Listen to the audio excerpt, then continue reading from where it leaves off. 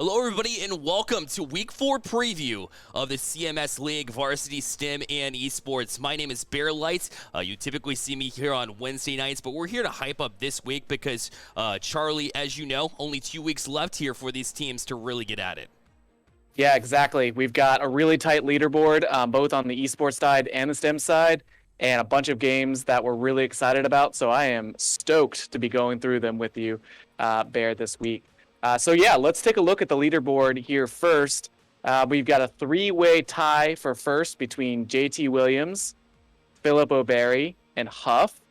What are your thoughts there, Bear, about how those three teams have progressed through the season? Yeah, there's one way that you get to the top three in this league, and that's having a good balance of both, which means lots of practice on the esports side, making sure you have that fine-tuned, but also coming through on the STEM side. Again, JT Williams coming in, and they're a perfect 3-0 on the esports side. You look at the STEM side as well, and they're earning points there too. 7 points for them on the STEM side, so this team is well polished on both ends, but Philip O'Barry and Huff, although their esports isn't perfect, they're at 2-1 right now. But the thing is, their STEM has been outstanding at 9 points apiece. One of the reasons why you're there. So a good balance between the two, and balancing your time comes in handy both here in this league and in the real world situations as well. That's true.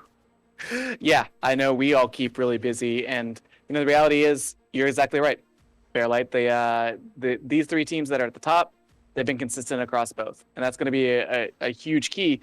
But the big thing is that there's still plenty of time in the last 2 weeks that we've got left here to make real moves to move towards the top of the leaderboard. Even if you're down towards the bottom, there's still room. So you see there's a bunch of teams that are just within snapping distance of the top. You've got Olympic at 4th, undefeated esports team. Not as many STEM points, although they do have a STEM team that's really talented. So they're definitely a team to watch. Garinger, Audrey Kell, both at 12. Palisades and Providence right behind them with 11 and 12. All those teams are really within spitting distance at the top. And also, they're really close to the playoffs cutoff line where the winner's bracket is going to be the top 6 teams. So in the next 2 weeks, we're going to see a lot of drama, I think, around those positions 4 through 8. And then you've got 4 teams that have struggled a little bit more in one or both of the categories. Charlotte Engineering, South Mech, East Mech, and Hopewell, all in that 8 to 5 range. I just came back from a meeting with Hopewell's STEM team, though, and I think that we're going to start seeing them moving up the rankings. They got their first esports win 2 weeks ago during esports week 3. So they're still in it as well. I mean, they're only 7 points off the 6th place team. Yeah, and here's the thing, Charlie. You can get 7 points for a perfect week. So you look at those in striking distance. So you're right. Yeah. Remember, you can get up to 4 on the STEM side. You can get 3 for winning your game on the esports side. So you take that in consideration here. And Providence is only 6 points back right now as it stands, and you have 2 weeks to complete it. Obviously, we don't expect JT Williams at the very top to start putting zeros across the board because they've been putting in that work. But step number 1 for these teams that are on that threshold or below is to take it 1 week at a time, really build your STEM program and try and shoot for that 7 points. And even if you can't do that because you have another team across the way that you're facing off with that might be pretty well-rounded in both, it's a big step that you can take over these next 2 weeks. And remember, that 7-point sway can really come in handy, but it takes, again, both sides of the equation in order to get there. Well, let's look at the schedule we have coming up for Week 4 and check out the matchups. Who faces off with who here in this, and starting us off at 5:30 p.m. Eastern Time. Again, this is on Wednesday nights. It'll be Charlotte Engineering facing off with South Mech Varsity, and of course, that'll be on the YTAC Nation channel. Yeah, and so Charlotte, both these teams winless so far on the esports side, but not at all bottom dwellers when it comes to the talent on the team. Because if you look at Charlotte Engineering, they've actually won 4 individual Rocket League matches. They're 4-9 overall if you look into the actual games. Whereas, in the games that they have lost, they have been very close. South Mech, likewise, I remember watching them against Providence. Oh, yeah. It was, neck and neck, they just ended up on the losing side of each game. So it's really two teams that have all the abilities to win, and one of them's got to win this week. So Charlotte Engineering has lost a pair of 2 to 3 matches. They lost 2 to 3 to East Mech in week 1, lost 0 to 3 Audrey Kell, and then 2 to 3 against Huff. They've had a pretty tough schedule. South Mech 1 to 3 against Huff, and then they ended up getting swept by both Providence and Philip O'Berry. But just like I said, both the Berry and the Providence games, super close. So what if you're one of these teams that hasn't won yet, what's your mindset going into week 4? You have to stay true to your plan, and also you got to go back and do the VOD review, right? Listen to your coaches. They're going to have the best angle. Remember, when you're playing, you only have your one perspective. You need to rely on your coaching staff and really rely on your team as a whole to communicate, to really give you that full field picture. You know that what you're doing is working because obviously you've had these close matchups, including Charlotte Engineering, which we said off the bat here, Charlie, 1 pixel away from forcing an overtime in that game number 5, if you remember that one. If you did not, that was insane. Go back, watch the VOD. Again, twitch.tv/YTAC You have to.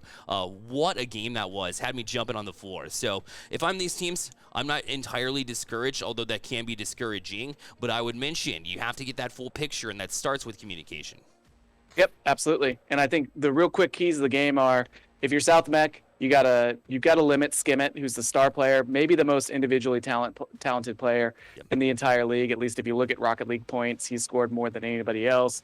And we've seen teams, that's often the problem for College of Engineering. They've got to figure out another way to score. Decaying Abyss and is also a really strong player, but they've had a rotating third player. They haven't had consistency there, and I think that's really led them to be just as close. So South Mech, 2 keys. 1, limit Skimmett, and the second is they've only scored 14 goals all season. So offensively, got to figure out a way to get the ball into the net. College of Engineering, it's pretty simple. Get some, every team's going to focus on Skimmett. Figure out some other ways to get the ball movement and get other ways to score so that you can, and they only need to improve a little bit to win. And the third thing is, shoot just a fraction of a second earlier to win those games at the end. But yeah, that's game 1. Should be really interesting. One of those teams is going to be deserving of the win, and we'll see how that goes. Next up, we're going to have Audrey Kell facing Palisades, 2 teams that are 2-1, right in the middle of the standings. These are 2 that are going to be battling for the playoffs. Audrey Kell, a team that started off with a loss, but then has won 2 sweeps in a row. They've rejiggered their team a little bit, made some lineup changes. That seems to have had a really big effect. They lost to JT Williams, who we'll get to in a second, 3-1 in the first week, and then they've beaten College of Engineering and Providence 3-0 2 straight weeks. Palisades, kind of the opposite story. They started off with 2 wins, and then they ran into Olympic, who's one of the strongest teams in the league, managed to take a game off of them, and all of those games were really close. They had a great showing, but did end up falling. So they beat Providence, beat Huff, and then ended up losing to Olympic. These are 2 teams that are not necessarily headed in opposite directions, but have had very different schedules. Audrey Kell started off with their hardest game of the season. They've won a couple in a row. Palisades started off with a few slightly easier games, and then it ran into the toughest team in the league and showed up well.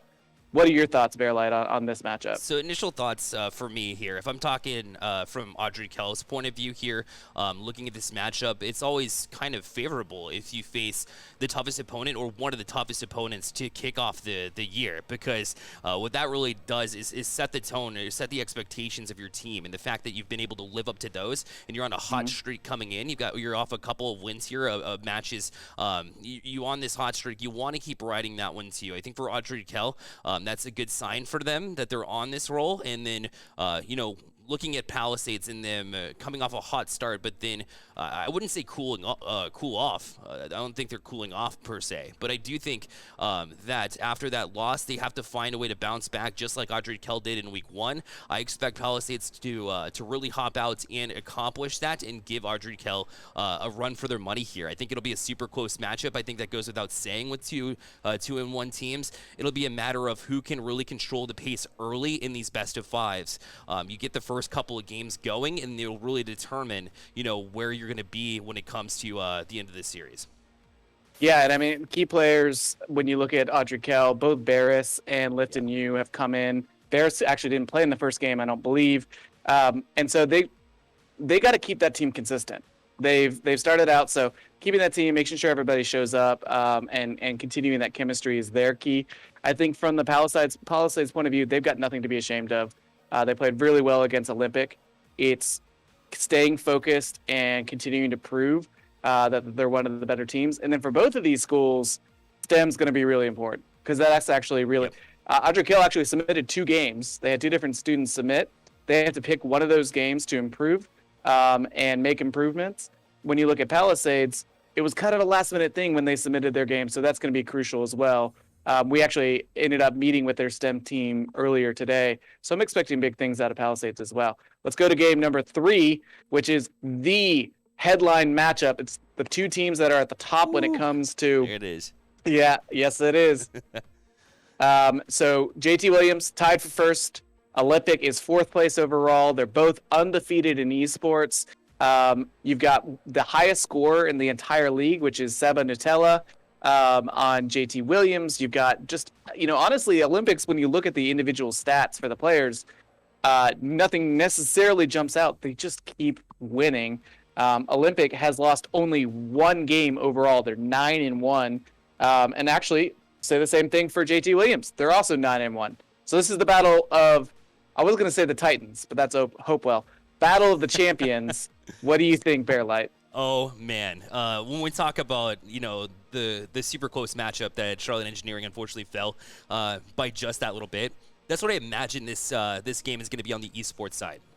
Obviously, both of these teams know what they're after. They know the matchup ahead of them. I think their coaching has been really stout up into this point. Yep. Olympic is just such a balanced team when it comes to the esports side. Their Rocket League team is always bumping. That being said, they have a few bumps in the road on the STEM side, but like you mentioned earlier, prior to this conversation when we talked about the standings, they've really talked it out. They've really came into the day creating this cool game that really has potential, and they have that head start already. That being said, JT Williams, you can say the same thing on the STEM side. They've been killing it in both fronts. So obviously there's a reason why JT Williams is up front, but if anybody's going to challenge them on the esports side and knock them down and give that 2 points away that they may need, it would be Olympic on the esports side. We'll see if they can get it done. I know if you look at the chatter as well as around the league, these 2 teams wanted this game, right? JT Williams, lesser known school, let's be honest. Yep. It's a small school. It's a tight-knit community. Nobody knew what to expect from them. Olympic has had a well-formed technology program for some time now. There's been a ton of investment in that school. And so JT Williams kind of coming in with the underdog mentality. It's one of those things, if you hear in college football, they'll say, we want Bama or whatever it is. JT Williams wanted Olympic. They've gotten the matchup. Then it's really the question of, JT Williams has played a slightly easier schedule because the way that our matchup works is that typically if you're the team that's expected to do better, you play teams that are as close as possible to your skill level. So the question is, are they ready for that level up? They've only dropped 1 game. And I think most likely if I'm JT Williams' coach, I'm going to expect that maybe a few things don't go exactly your team's way. Right. And so I think that's my number 1 key for JT Williams is, how do you keep your head if you get a couple goals down? If you end up falling behind? If you lose a game? They've only lost 1 all season.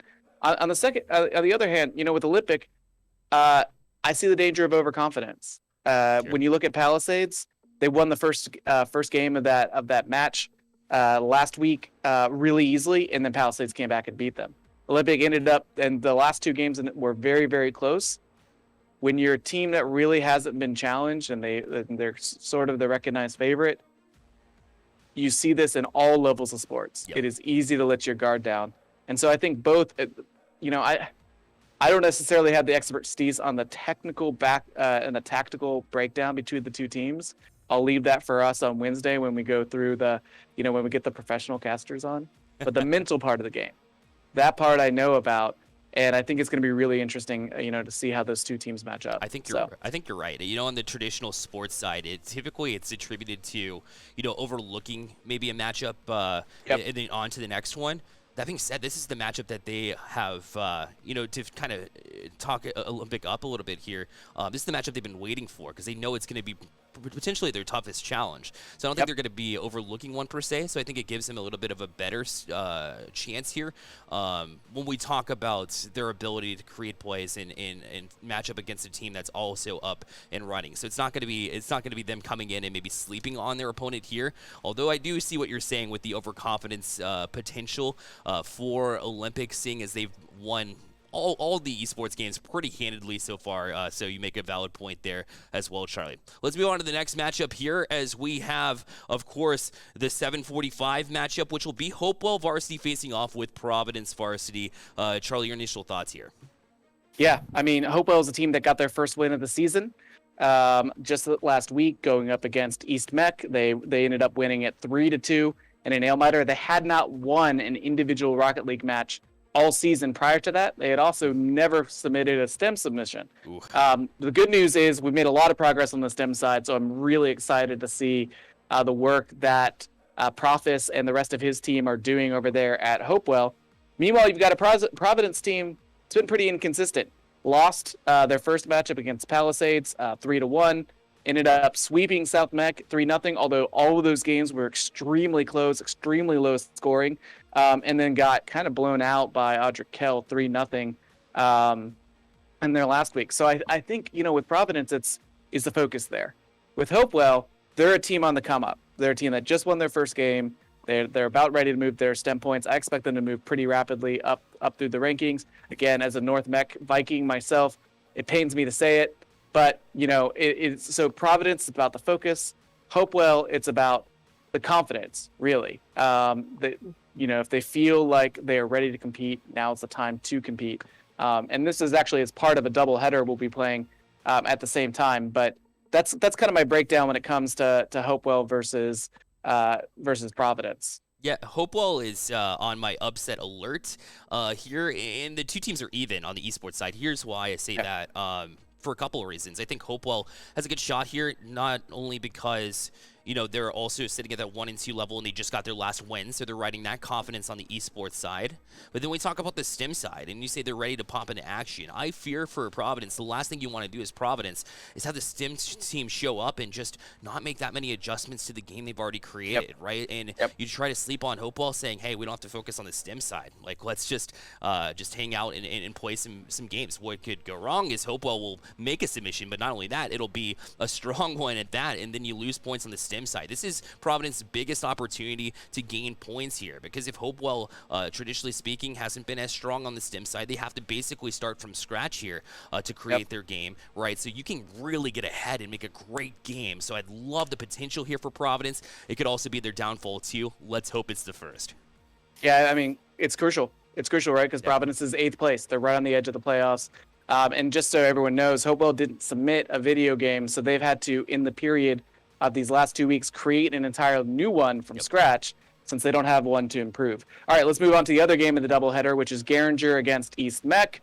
Geringer, a team that has made most of their points on the STEM side, although it is also a team that has improved dramatically on the esports side. And frankly, they've had a really challenging schedule.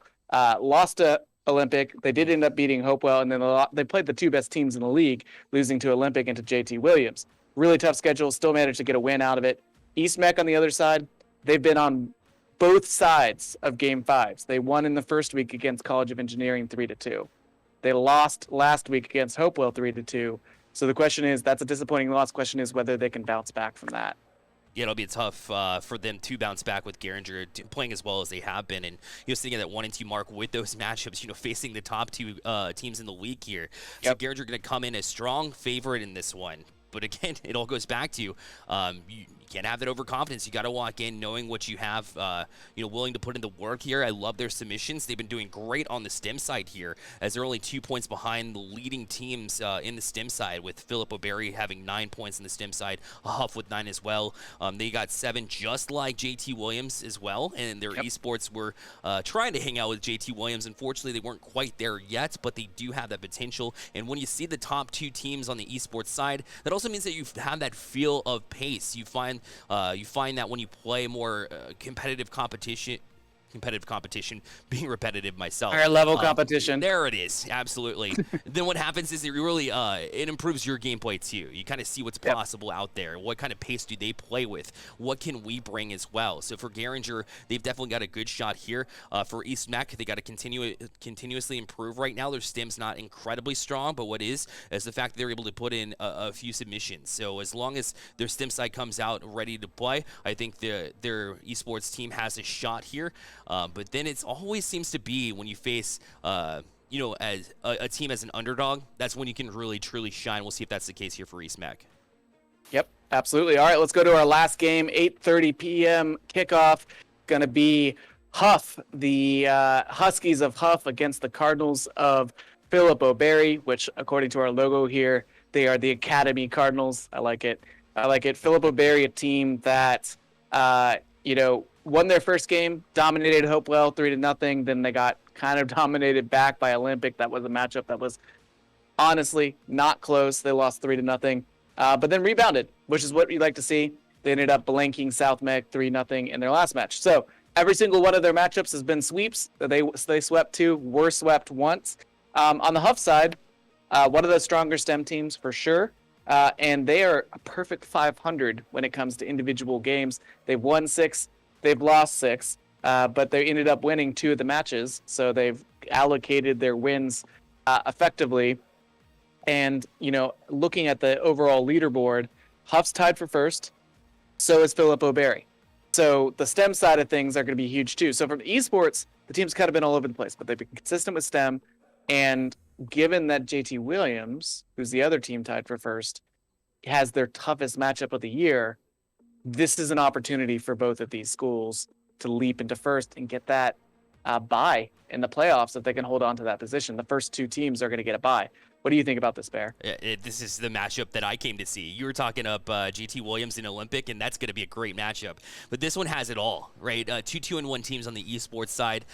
Perfect. I say perfect, but very close to perfect, right? They're at the top of their game on the STEM side. Remember, I mentioned both of these teams as being the top leaders in that category, both having 9 points apiece. So these 2 teams are going to bring it on the pitch, and then when we take a break from the pitch and bring it over to STEM, you're going to have that same level of energy, that same level of commitment to it. Those 2 teams are extremely talented on both fronts. So that is just a battle of the best here for the most part, as they've been really killing it right now. The team that, kind of falls here, though, and one of the reasons why that might give them a little bit more inspiration, if you will, is that if you fall, you're leaving room for Olympic. You're leaving room for Garinger to really jump into your place here. So you want to not only just, settle for a close loss here, like maybe you've been doing on the esports side once this season. You really want to bring it all, put it all on the table on both sides. That's the way that you're going to find yourself more success, and it's going to be dead even in both fronts. Yep, absolutely. Well, let's throw the leaderboard up one more time here just to take a look at it. And this is an exciting week, Bearlight. We've got 1 versus 4, 2 versus 3. So the entire top is going to be reshuffled after this week. And then you've got teams 5 through 8 that are all competing for those last playoff positions. Garinger, can they hold on as they battle East Mech? Audrey Kell, they've got Palisades number 6 and 7. Providence, they've got an opportunity against a team that is beneath them in the standings when you look at Hopewell, but they've got to stay focused, and Hopewell, we think, is a team that's going to go up the charts. So everything, when we have this conversation next week, I think everything is going to be different, and it's going to be fascinating to watch, and I couldn't be more excited. That's right. I look for Garinger here, maybe to make the biggest jump too on my end. Teams I'm watching are Audrey Kell as well, because I know what they're capable of. Palisades could have a big week too. So everybody hanging in here. We'll see if Hopewell can make some progress, because obviously you got to make that top 8. That's what they're after these last 2 weeks. Again, this has been the preview for week 4 of the CMS leagues, and we could not be more excited to bring you this week, next week, and then into the playoffs we'll go here. Remember, all of the action can be caught at twitch.tv/YTACNation, so go ahead and hit that channel with the follow, and come join us for Wednesday Night Lights, as we have called it. Remember, that begins at 5:30 p.m. Eastern this week, so you don't want to miss it. Check it out. Bearlight, I'll see you there. Yes, sir.